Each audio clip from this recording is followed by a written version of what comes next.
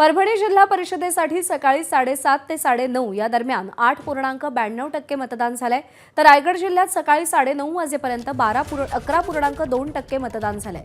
सोलापूर जिल्ह्यात सकाळी 9:30 वाजेपर्यंत 6.5% मतदान झालेलं आहे, तर सातारा जिल्हा परिषद निवडणुकीसाठी सकाळी 7:30 ते 9:30 पर्यंत 6.78% मतदान झालंय। छत्रपती संभाजीनगरमध्ये पहिल्या 2 तासात 9% मतदान झालंय, तर धाराशिवमध्ये 9:30 वाजेपर्यंत 7.47% मतदान झालंय। कोल्हापुरात 2 तासात 10.68% इतकं मतदान झालंय, तर सिंधुदुर्ग जिल्ह्यामध्ये सकाळी 7:30 ते 9:30 पर्यंत 10.64% मतदान झालंय।